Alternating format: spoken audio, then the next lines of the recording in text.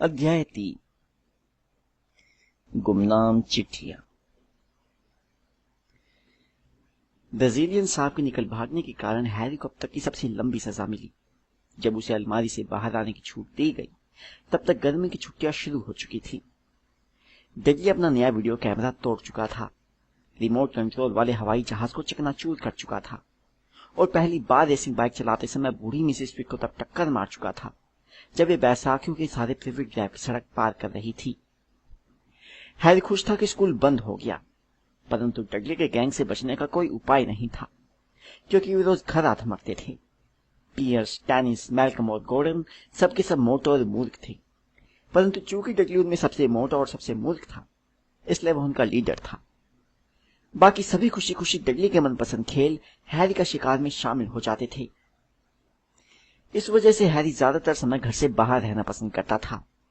जहां वहां भटकते हुए जब वह छुट्टियों के खत्म होने के बारे में सोचता तो उसे आशा की हल्की सी किरण नजर आती। जब सितंबर आएगा तो वह हाई स्कूल में जाएगा और जीवन में पहली बार वह डडली के साथ नहीं पढ़ेगा।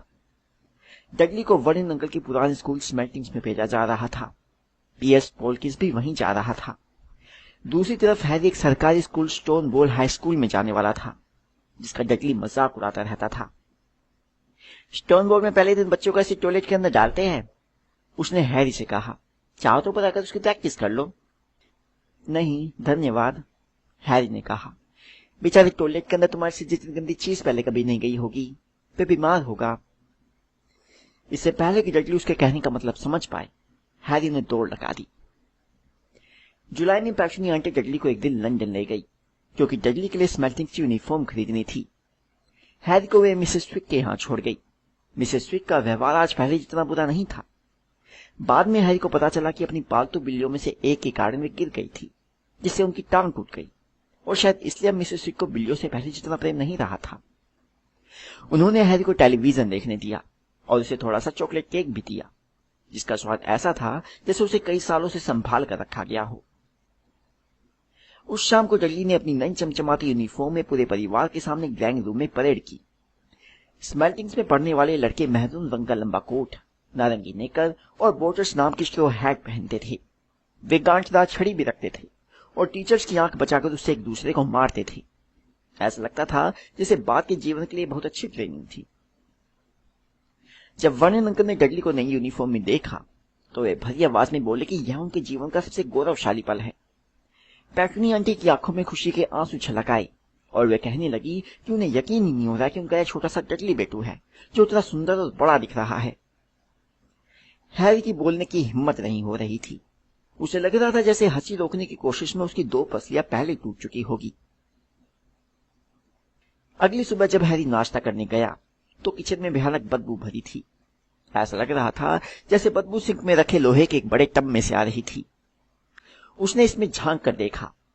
टब में गंदे कपड़े भरे थे जो भूरे पानी में तैर रहे थे। यह क्या है? उसने पैक्शनी आंटी से पूछा। उसके होठ जैसे सिले हुए थे क्योंकि जब भी वह सवाल पूछने की गुस्ताखी करता था वह अपने होठ कसकर बंद कर लेता था। तुम्हारी नई स्कूल यूनिफॉर्म, उन्होंने कहा। हैरी ने एक बार फिर टब में देखा। अच्छा, उसने कहा। मुझे पता नहीं था कि उसका इतना गीला होना जरूरी है। बेवकूफ हो क्या? पैक्शनी आंटी ने तमतमाते हुए कहा। मैं तुम्हारी डडली के पुराने कपड़े भूरे रंग में रंग रही हूँ।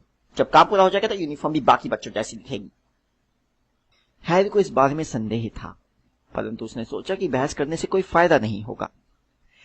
वह टेबल पर बैठ गया और उसने कोशिश की कि वह इस बारे में ना सोचे कि स्टोन वॉल हाई स्कूल में पहले दिन उसका हुलिया कैसा दिखेगा। शायद वैसा जैसे उसने किसी बड़े हाथी की खाल ओढ़ रखी हो। डडली और वर्णन अंकल अंदर आए और हैरी की नई यूनिफॉर्म की बदबू के कारण दोनों की ही नाक सिकुड़ी हुई थी। वर्णन अंकल ने हमेशा की तरह अपना अखबार खोला और डडली अपनी स्मेल्टिंग से छड़ी से, जिसे वह हर जगह साथ ले जाता था, टेबल पर ठक ठक करने लगा। तभी उन्हें लेटर बॉक्स खुलने की आवाज सुनाई दी और फिर फर्श पर चिट्ठियां गिरने की आवाज आई। चिट्ठियां लाओ डडली, वर्णन अंकल ने अखबार के पीछे से कहा। हैरी से कहो ना। हैरी, चिट्ठियां लाओ। डडली से कहिए ना। डडली, अपनी स्मेल्टिंग से छड़ी से चुभाओ। अपने आप को स्मेल्टिंग से छड़ी से बचाते हुए हैरी चिट्ठियां लाने चला गया। फर्श पर 3 चिट्ठियां पड़ी थी। वर्णन अंकल की बहन मार्च का पोस्ट कार्ड जो आइल ऑफ वाइट पर छुट्टियां मना रही थी, एक भूरा लिफाफा जो शायद कोई बिल था, और एक चिट्ठी हैरी के नाम। हैरी ने चिट्ठी उठाई और उसे गौर से देखा। उसका दिल किसी बड़े रबर बैंड की तरह उछल रहा था। जिंदगी में किसी ने भी कभी भी उसे चिट्ठी नहीं लिखी थी। उसे कौन चिट्ठी लिखता? उसके ना दोस्त थे, ना ही रिश्तेदार। वह किसी लाइब्रेरी का मेंबर भी नहीं था, इसलिए उसे किताबें लौटाने के बारे में अपमानजनक पत्र भी नहीं मिलते थे। बहरहाल उसके सामने एक चिट्ठी थी और पते से साफ जाहिर था कि इसमें गलती की कोई गुंजाइश नहीं थी। मिस्टर एच पोर्टर, सीढ़ियों के नीचे वाली अलमारी, 4 पेविक ड्राइव, लिटिल विंगिंग, सरे। लिफाफा मोटा और भारी था तथा पीले चमड़े के कागज से बना था और उस पर हरी स्याही से पता लिखा था। लिफाफे पर एक भी टिकट नहीं लगा था। लिफाफे को पलटते समय उसके हाथ कांपने लगे। हैरी ने देखा कि लिफाफे के पीछे जामुनी मोम की मोहर लगी थी और एक मोनो बना था।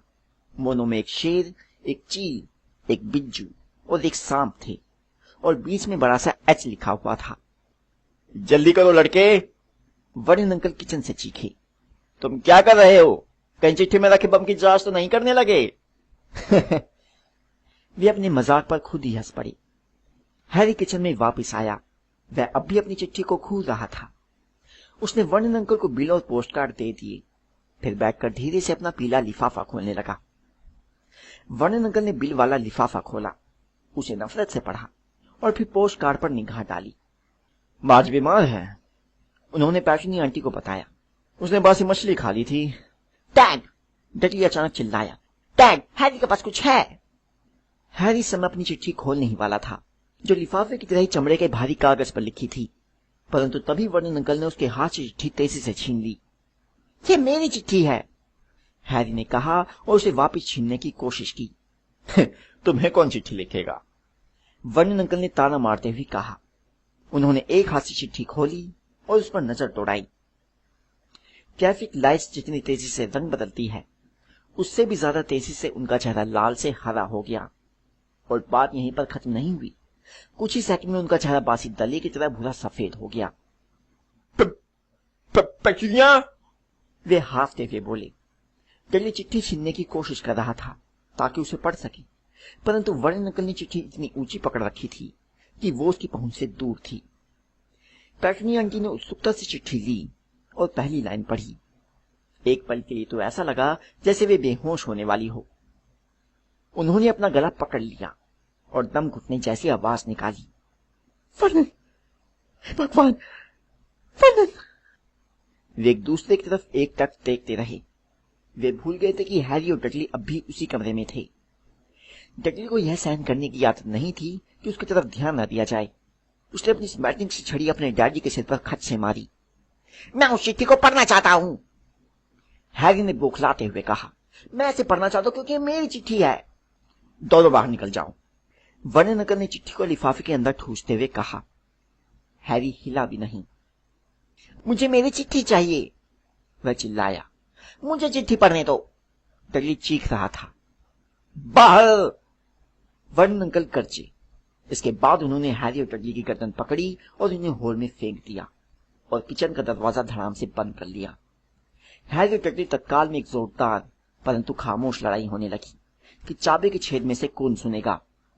डडली इस लड़ाई में जीत गया और इसलिए हैरी, जिसके एक कान पर उसका चश्मा लटक रहा था, पेट की बल लेकर उस दरार में से सुनने लगा जो दरवाजे और फर्श के बीच थी। वर्णन, पैटनी आंटी कांपती आवाज में कह रही थी। पता देखो, उन्हें कैसे मालूम कि वह कहां सोता है? कहीं ऐसा तो नहीं कि वे घर पर नजर रख रहे हो? नजर रख रहे हो, जासूसी कर रहे हो, पीछा कर रहे हो, कुछ भी हो सकता है। वर्णन अंकल बहुत परेशान आवाज में बोले। परंतु वर्णन, हम क्या करें? इसका जवाब दे या कह दे कि हम नहीं चाहते। हैरी को दिख रहा था कि वर्णन अंकल के चमकते काले जूते किचन में इधर से उधर आ जा रहे थे। नहीं, उन्होंने फैसला करते हुए कहा। नहीं, हम इसकी तरफ ध्यान नहीं देंगे। अगर उन्हें कोई जवाब नहीं मिलेगा तो हाँ, यही सबसे अच्छा रहेगा। हम कुछ भी नहीं करेंगे। पर मैं अपने घर में उस तरह की कोई चीज नहीं चाहता पैटनी। आप, जब हमने उसे घर में रखा था तो क्या हमने उस वक्त एक कसम नहीं खाई थी कि हम इस खतरनाक बेवकूफी को बंद कर देंगे? उस शाम को ऑफिस से लौटने के बाद वर्नन अंकल ने एक ऐसा काम किया जो उन्होंने पहले कभी नहीं किया था। वे हैरी की अलमारी में उससे मिलने गए। जैसे ही वर्नन अंकल दरवाजे में जैसे तैसे घुसकर अंदर आए, हैरी ने पूछा, मेरी चिट्ठी कहाँ है? मुझे किसने चिट्ठी लिखी है? किसी ने नहीं, उस पर गलती से तुम्हारा नाम लिखा हुआ था। वर्नन अंकल ने रूखेपन से कहा, मैंने चिट्ठी जला दी है। कहीं कोई गलती नहीं थी, हैरी ने गुस्से से कहा, उस पर मेरी अलमारी का पता लिखा था। चुप रहो, वर्नन अंकल इतनी जोर से चीखे कि छत से 2 मकड़ियां नीचे गिर पड़ी। कई गहरी सांसें लेने के बाद वर्नन अंकल ने अपने चेहरे को मुस्कुराने के लिए मजबूर किया, जो बहुत कष्ट में दिख रहा था। अच्छा हाँ हैरी, इस अलमारी के बारे में तुम्हारी आंटी और मैं सोच रहे थे, अब तुम्हारे हिसाब से अलमारी छोटी पड़ने लगी है। हमने सोचा अच्छा यही रहेगा कि तुम डडली के दूसरे बेडरूम में रहने लगो। क्यों? हैरी ने पूछा। सवाल मत पूछो, अंकल ने गुर्राते हुए कहा, अपना सामान ऊपर ले जाओ अभी। डर्सली परिवार के घर में 4 बेडरूम थे, एक वर्नन अंकल और पैचनी आंटी के लिए, दूसरा मेहमानों के लिए, आमतौर पर वर्नन अंकल की बहन मार्च, तीसरा जिसमें डडली सोता था, और चौथा जहां डडली अपने खिलौने और वे सारी चीजें रखता था जो उसके पहले बेडरूम में नहीं समा पाती थी। हैरी को अपना पूरा सामान अलमारी से इस कमरे तक ले जाने में सिर्फ एक ही चक्कर लगाना पड़ा। वह बिस्तर पर बैठा, उसने अपने चारों तरफ ध्यान से देखा। यहां रखी लगभग हर चीज टूटी फूटी थी। 1 महीने पुराना वीडियो कैमरा उस छोटे और सही सलामत टैंक के ऊपर पड़ा था, जिसे एक बार डडली ने पड़ोसी के कुत्ते के ऊपर चढ़ा दिया था। कोने में डडली का पहला टेलीविजन रखा था, जिसे उसने उस दिन लात मारकर तोड़ दिया था जब उसका मनपसंद सीरियल नहीं आया था। पक्षी रखने का एक बड़ा सा पिंजरा भी था, जिसमें कभी एक तोता रहता था, जिसकी अदला बदली करके डडली ने स्कूल के एक दोस्त से असली एयर राइफल ली थी। वह राइफल शेल्फ के ऊपर रखी थी और उसका कोना बुरी तरह पिचका हुआ था, क्योंकि डडली उस पर बैठ गया था। बाकी की शेल्फों में किताबें रखी थी। कमरे में बस किताबें ही ऐसी दिख रही थी जैसे उन्हें कभी छुआ ही नहीं गया था। नीचे से डडली के अपनी मां पर चिल्लाने की आवाज आ रही थी। मैं नहीं चाहता वह वहां रहे, मुझे वह कमरा चाहिए, उसे वहां से बाहर निकालो। हैरी ने आह भरी और बिस्तर पर लेट गया। कल तक यहां रहने के लिए वह सब कुछ दे सकता था, पर आज वह बिना चिट्ठी के इस कमरे में रहने के बजाय चिट्ठी के साथ उसी अलमारी में वापस जाने के लिए तैयार था। अगली सुबह नाश्ते की टेबल पर सब चुप थे। डडली सदमे में था। वह चीखा था, चिल्लाया था, अपने डैडी को अपनी स्मेल्टिंग सी छड़ी से मारा था, बीमारी का नाटक किया था, अपनी मां को लातें मारी थी, ग्रीन हाउस की छत से अपने कछुए को फेंका था, और इस सबके बाद भी उसे अपना कमरा वापस नहीं मिला।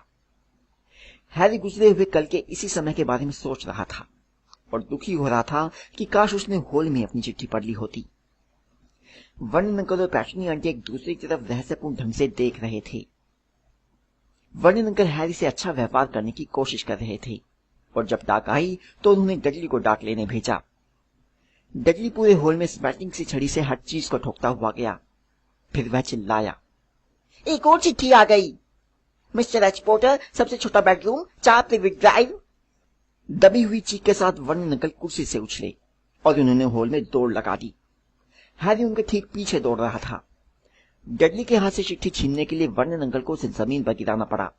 यह काम और भी ज्यादा मुश्किल इसलिए हो गया क्योंकि हैरी ने पीछे से हाथ डालकर वर्नन अंकल की गर्दन पकड़ ली थी। 1 मिनट की उठापटक के बाद, जिसमें हर एक को स्मृति की छड़ी कई बार पड़ी, वर्नन अंकल सीधे खड़े हुए। वे हाफ रहे थे और हैरी की चिट्ठी उनके हाथ में थी। अपनी अलमारी में जाओ, मेरा मतलब है अपने बेडरूम में, वे हैरी से हाफते हुए बोले। डडली, तुम भी जाओ, दफा हो जाओ। हैरी अपने नए कमरे में गोल गोल घूमता रहा।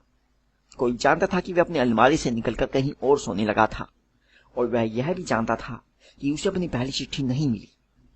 निश्चित रूप से इसका मतलब यह था कि वह दोबारा कोशिश करेगा, और इस बार वह ऐसा इंतजाम कर लेगा ताकि वह उस तक चिट्ठी पहुंचाने में सफल हो जाए। उसके दिमाग में एक योजना थी। अगली सुबह 6 बजे सुधरी हुई अलार्म घड़ी की घंटी बजी। हैरी ने लपक कर उसे बंद किया और चुपचाप कपड़े पहने। वह डर्सली परिवार को जगाना नहीं चाहता था, इसलिए बिना लाइट जलाए वह दबे पांव नीचे उतरा। वह प्रिविट ड्राइव के कोने पर पोस्टमैन का इंतजार करने जा रहा था ताकि नंबर 4 की चिट्ठियां सबसे पहले उसी के हाथ लग जाए। अंधेरे हॉल से बाहर के दरवाजे की तरफ देखते समय उसका दिल तेजी से धड़क रहा था। हैरी हवा में उछल पड़ा। वह फर्श पर पड़ी किसी मोटी और गिलगिली चीज पर चढ़ गया था, किसी जिंदा चीज पर। ऊपर की मंजिल की बत्तियां खट से जली और हैरी यह देखकर आतंकित हो गया कि जिस गिलगिली चीज पर वह चढ़ा था वह उसके अंकल का चेहरा था। वर्न अंकल स्लीपिंग बैग में सामने वाले दरवाजे से टिककर सो रहे थे। यह बात तय थी कि वे पक्का इंतजाम कर लेना चाहते थे ताकि हैरी वो काम ना कर पाए जिसे करने की वह कोशिश कर रहा था। वे आधे घंटे तक हैरी को डांटते रहे और फिर उन्होंने उसे एक कप चाय बनाकर लाने को कहा। हैरी पैर पटकते हुए दुखी मन से किचन में गया और जब वह लौटकर आया तब तक डाक आ चुकी थी और वर्नन अंकल की गोद में पड़ी थी। हैरी को दिख रहा था कि 3 चिट्ठियों पर हरी स्याही से पता लिखा था। मैं चाहता हूं, उसने कहना शुरू किया, परंतु वर्नन अंकल उसकी आंखों के सामने चिट्ठियां फाड़ रहे थे। वर्नन अंकल उस दिन ऑफिस नहीं गए, वे घर पर ही रहे और उन्होंने कील ठोकर लेटर बॉक्स को बंद कर दिया। देखो, मुंह में कीले भरी होने के बावजूद वे पैटनी आंटी को समझा रहे थे। जब वे लोग चिट्ठियां नहीं पहुंचा पाएंगे तो हार मान लेंगे। फर्नन, मुझे लगता कि वे इतनी आसानी से हार मान लेंगे। अरे, वे लोग तुम्हारी और मेरी तरह थोड़े सोचते हैं। उनके सोचने का ढंग बहुत अजीब होता है, वर्नन अंकल ने कहा और फिर उन्होंने एक कील को फ्रूटकेक के उस टुकड़े से ठोकने की कोशिश की जो पैटनी आंटी उनके खाने के लिए लाई थी।